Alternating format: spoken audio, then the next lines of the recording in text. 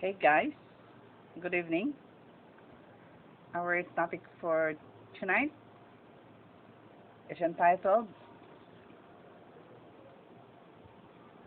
When God Made the Skin. When God made the skin. Our skin is the biggest, uh, the largest organ of our body. And when we wake up in the morning, we know it is a hot day because of our skin. And we know that it is a cold one or cold weather uh, because of our skin. We rolled out of the bed, sweating when the hot sun is up there in the sky.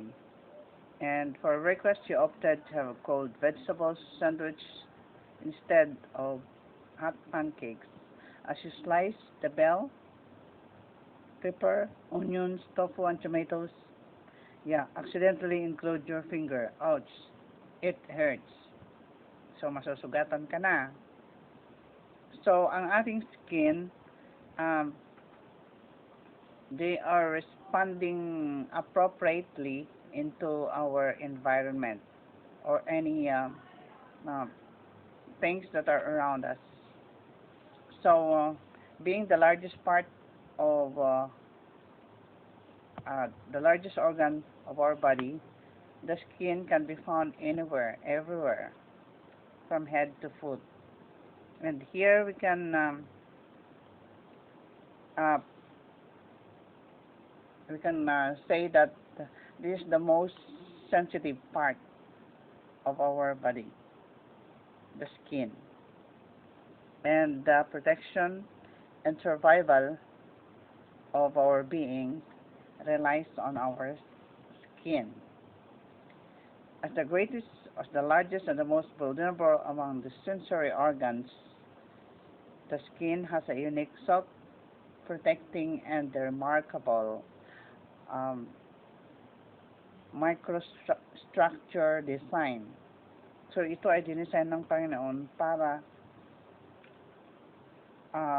maiwasan natin yung mga sakuna at maiwasan natin yung maprotektahan ng ating katawan from the outside forces that may come to us.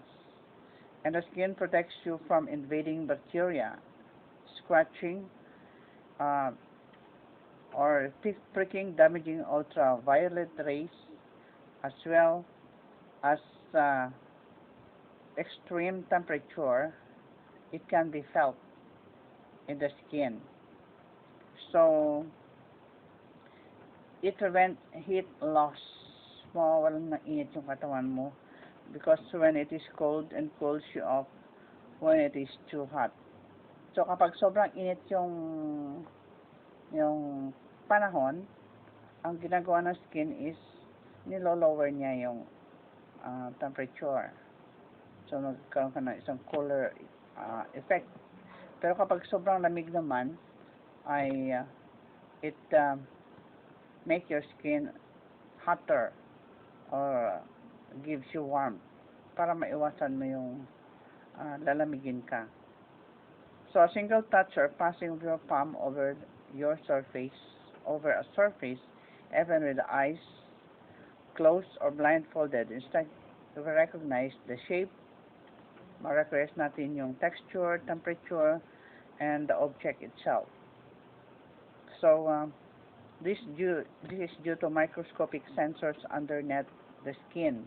Meron siyang mga microscopic sensory parts na nagbibigay sa atin na awareness kung ano ba yung mga bagay na to na lumalapit sa atin.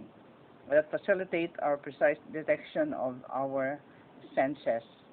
Okay, ang ating 5 senses is our sight, hearing, touch, our smell, and our taste. Okay, tasting the food. So here we can respond intelligently for protection and survival. So who made the skin? God claims it when at the beginning, including in Genesis 1:27, and He formed us in the womb in Isaiah 44, chapter 44, verse 24. Whether we believe it or not, God has formed us in the womb of our mother. So a sensitive device, God made our skin very sensitive so we can respond immediately.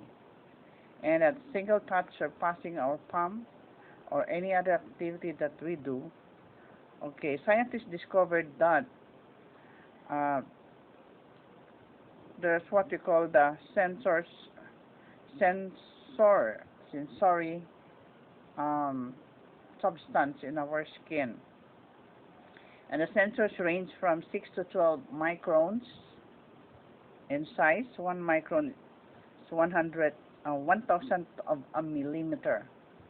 And napakaliit lang niya, pero it can detect very soft tapping and also movement, points, edges, as well as corners na ating mahahawakan. And also, they relay the signal to the brain via the spinal cord. So here, at a very tremendous speed of 35 to 70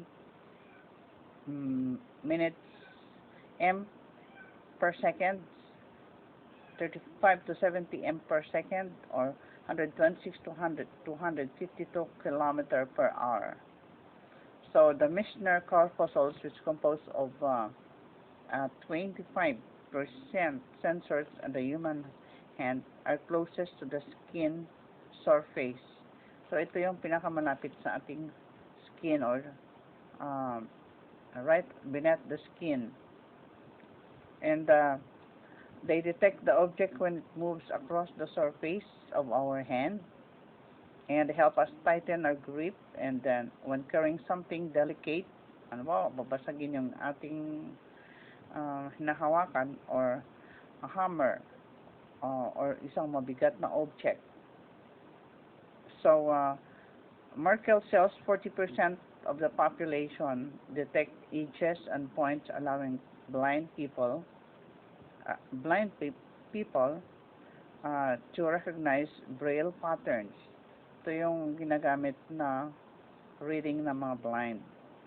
Our fingerprints are defined by these cells, indicating that each pattern of every hand surface is unique for every person. So the roughening endings, 20% of sensors detect the stretching. When you are stretching our fingers or change their position, when the hand changes its orientation or conformation. About 15% of the skin naman sensors are called Pacinian's corpuscles. They detect the vibrations. Since they detect any tiny vibrations of tools, sculptors, and artists, writers, and carpenters handle them skillfully. There are also the muscles and the bones in order to detect the position of the limbs and the body parts. So here we have the feeling pain. Ang ating mga skin ay meron silang capacity to detect pain. So what about when we get pricked, burned, bruised, or have cuts or wounds? Okay, our skin have pain-related substance like tawag dito ay prostaglandin and bradykinin secreted by the skin. They are secreted by the skin and immediately switch on the pain machinery. And free nerve endings picks up the pain signal and relay it at a slower speed. So makita mo, pag nasusugatan ka, we feel the pain, look for medication and cover it in order for the blood to stop. And if we left with no sensors for pain, we would endanger ourselves. into continuing the same actions by like touching hot surfaces or slicing our fingers. So we can hurt ourselves and not feel anything. So the pain, the feeling pain in our skin help us to avoid more injuries and more danger into our lives. Touch in the brain. The sense of touch processes in the brain region called somatosensory cortex, SSC, of the parietal lobe. We feel the familiar touch, yung mga paghahawak natin. Okay, the familiar touch of a mother, of a friend, a child, because the nerves in the skin faithfully delivers all the touch signals to the SSC. Ito yung somatosensory um, cortex. And amazingly, all touch of the microsensors of the skin all over our body have exact location. And the SSC and their position is highly organized. So, ganun ka-organized yung ating skin. Some parts of the skin have micro sensors, others have less. So, scientists mapped the sense of touch in the SSC and found that the fingertips, the hands, the lips, the tongue are higher density of microsensors than other parts of our body. So if the human body therefore was drawn according to the brain areas of the touch sensory system, it would look like a small man with these proportionately large hands and lips. So we have losing the sense of touch. Okay, may mga tao na pag nagkasakit sila ay nawawala yung kanilang sense of touch. Hindi nila malalaman kung mainit na ba yung hinahawakan nila or malamig. So losing the sense of touch can mean neurological problem damage on the spinal cords. Ayun. So you have what you call neurological problems. So a cup of cooked beans, peanuts, ripe mangoes. We have cucumber are rich vitamins of vitamin A, vitamin B complex, vitamin C, and vitamin E. These nourish the skin and keep the microsensors strong. So we must also nourish our skins with foods that are rich in vitamins. These are the vitamin A, vitamin B complex, the vitamin C, and vitamin E. These nourish our skin. It isn't wonderful that we enjoy the sense of touch. Yes, babies cry less when held or cuddled by their parents under discomfort. Adults heal the sickness faster when touched or held in the hand or in the shoulder, tap on the shoulder. And adults also, touch was one of the most powerful tools Jesus used in healing and help during his time. So it is today.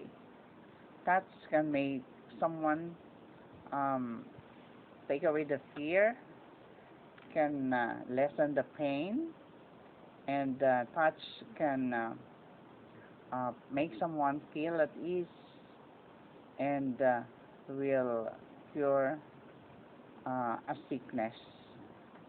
So why not make it a habit of touching a friend, of parents, your children, so as to make them feel comfortable and feel like Jesus did when he was here on earth.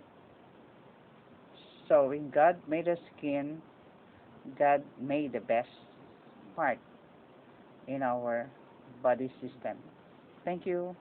for watching, and God bless.